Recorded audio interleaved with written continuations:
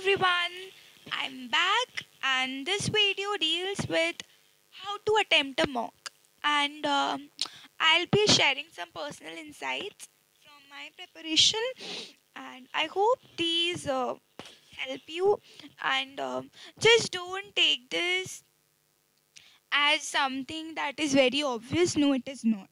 There are strategies of attempting mocks which are not obvious. Okay, so let's begin. First, I'll just begin with a small warning. Here I'm sharing my personal strategy.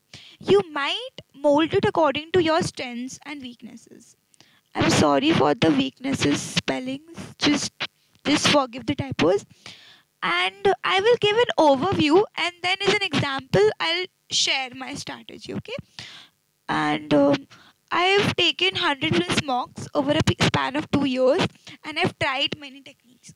So you can trust me on this.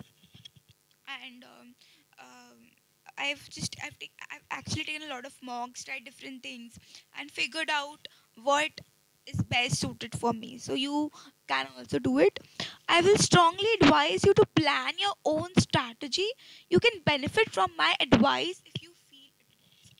See, guys, everyone is unique. You have to see what works for you. You can try my insights in few mocks and see if it works for you. If it works, then well and good, follow that. And try these techniques in mocks and see what suits you. See, many of you have been messaging me regarding the anxieties relating to offline examination. Okay, because suddenly after so many years they have turned to offline. See, offline exam gives you a luxury to skim over the entire question paper. Guys, this is a very great benefit. You can actually see uh, the whole question paper in 7 seconds. In online exam it would have been a nightmare. Okay, and use that to gauge what you will be attempting first. Okay, see how many questions are there for RCs and puzzle. So see, if what happens is if it is a very long and difficult RC but it has only 1, 2 or 3 questions, then it's better that you leave it for the end. Or if it is a very easy puzzle and it has 5 questions, you should be attempting that first. Okay, I have shared some of these strategies in my ALLOCATION video also. You might watch it if you feel so. And many of you might not be able to procure the offline mocks because many people have been messaging me that they have to go to the center which is very far away from their home to take offline mocks. And so do not worry. I know it's not always feasible to go to the coaching center to take a mock. I'll just give a very personal suggestion. See if you are comfortable with it. What I will say is just take online mocks for now before April, and and in April uh, take only offline mocks. So you can follow this strategy also. It's not much of it wouldn't be much difficult to switch the mode in April. Like I don't think it will be much difficult. Okay, so yeah.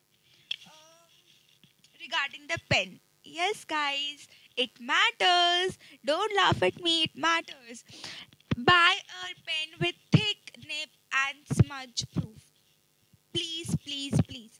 You cannot afford to smudge your paper OMR sheet, and for filling the those circles fast, you should have a pen with a thick nib. Okay, don't buy a sleek nibbed pen, otherwise you are gone. Okay. Okay, so guys, so here I'll be dealing with the order in which you should attempt the question. See, many attempt GK first as it actually gives you a satisfaction that you're actually done with 1/4 of the paper in 10 minutes. But personally, what I preferred was when you're just taking a mock, yeah, when you're just starting it, your mind is fresh. So I used to attempt legal first because in legal you require a fresh mindset, okay? And GK as such doesn't require brains. I mean, you can't have a logic to an answer to an extent. I mean, even if you attempt it in the between, it's fine, okay? Then personally, it's a very active brain. It's best suited for the first attempt, and yeah, I also noticed that as the time used to progress, I was not able to read long principle and facts with active mind. So again, it's a very personal thing, but I'm just sharing my insight. So follow what you feel suits you, okay? And also never keep GK for the end. Like guys, people do these mistakes. They keep GK for the last 5 minutes, and then they come back and they see that they haven't even seen 15-20 questions. It's actually stupidity, plain stupidity. Don't keep GK for the end, okay? Then after legal, I used to do logical as it gives a different bend to my brain, and I was quick with logical. So yes. So again, a very personal thing. See, so in logical, it was good. I was able to solve the puzzles and all quickly, and it was a break from the monotonous long principle and facts. Logic was fun. And also, do not do mathematics at the very start unless you're super fast in that, as we have a tendency to get stuck in questions if we don't get the answer in the first go. So yeah, I mean, this really must be happening with many of you guys, that you get stuck in maths. You are not getting the answer in the first go. You're doing again and again. So if you attempt in the first, then you'll see you are able to attempt only 8 questions in 10 minutes, and you'll freak out. So yeah. And I used to attempt difficult RCs at the end, as my accuracy with philosophical RCs, those analytical, long philosophical RCs, was not good. So I should keep it for the end. Then next up we have, yeah, so here I have shared my strategy for time allocation. See, legal I used to do in first 35 minutes. Then next up, logical for 25 minutes, GK 10 minutes, English 20, Maths 20, and 10 minutes was a buffer time at the end, okay? So a time allocation should be flexible enough because the difficulty level of all the sections vary, okay, from mock to mock. But you should at least have a rough idea in mind. मतलब exam में जाके blank मत हो जाना क्या करूँ, okay? And there should be a buzzer period beyond which you should stop doing a section and move on to the other one. So what I used to do is, for example, I have 35 minutes for legal. I used to attempt the small, easy questions first in legal. And then when I see the timer has stuck, the timer is already run for 35 minutes, I used to quickly skip to logical. Do not get stuck on a particular section beyond a certain period of time. Okay? And do not get stuck. Do your rough work neatly. So, because see, so like if you're doing a maths question, and you are not getting the answer, so instead of doing it again and again, you can just check where you went wrong. So you should do your rough work neatly. See guys, these things are very small, nobody tells you, but these things do make a lot of difference, okay? So just keep it the rough work neat so as to go through it again. And attempt easy question first, guys. No one will give you a Bharat run for cracking a difficult one in 20 minutes. Okay, keep your ego aside. मेरा maths तो best है, answer तो मैं लाख कर रहूँगा. Don't have that kind of attitude. All the questions carry 1 mark. Do the easy questions first. If you get an easy question wrong, you are gone. If you get a difficult question wrong, you are still in the race. Okay, that's the difference. Now, yeah, in offline mocks, you should write down the time after completing a section, okay? It will hardly take 5 seconds, okay? And it will hardly take 5 to 7 seconds. See, you just put a timer in front of you while taking an offline walk in your home, And after completing a particular section, just write down the time. किस time पे क्या खत्म हुआ. And after that, okay, tips season. Every mock is your final exam. Take that with utmost sincerity and drive in one go. Do not be like आधा देता हूँ फिर सोकर उठ के दूंगा. Oh God, guys, don't do it. 2 hours straight, 2 hours. Okay. See, you guys should master the art of choosing what to attempt. When and in how much time. First do all the easy questions of a particular section, then move on. This is what separates the topper from other people. They know what to attempt first, what to skip. Guys, if one thing that will separate you from a person who has worked equally hard like you is your art of choosing what to attempt, when to attempt, and how much time should be given to a particular question. And this is what you will master it by taking a substantial number of mocks. Choose and skip, choose and skip, choose and skip. But remember, it should be as quick as lightning. So ना मत वहाँ पे कि मैं ये करूँगा. Don't be snail. How will you master it? By practice and trial and error. है ना?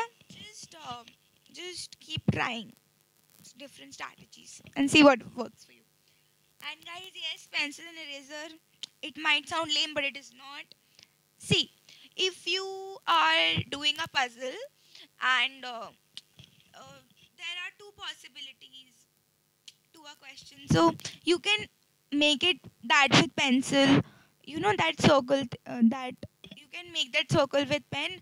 Write down the names with pencil, and if the arrangement doesn't fit, you can erase it. You don't have to make that circle again and again. And I hope you guys are getting what I'm saying. It's of utmost importance.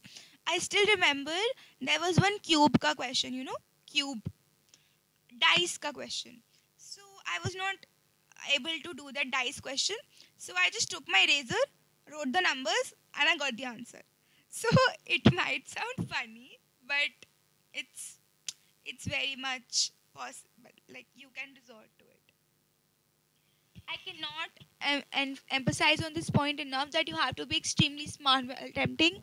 How many questions to attempt? See, these you should try out. Some attempt all the questions. Like, personally, I attempted only 169 questions in the final exam and I got 145.25. Okay. Personally, if I was able to eliminate 2 options, I attempted that question. So, you can see if this risk-taking strategy worked for you. But see what suits you. Don't be like paper easy है तो मैं सारे attempt करूँगा. Don't be like that. Make sure that at least you go through the paper once. Skim through the question. You might skip it, but at least respect its existence. And so, yeah, I know it sounds funny, but exactly, dude. You should actually respect each and every question.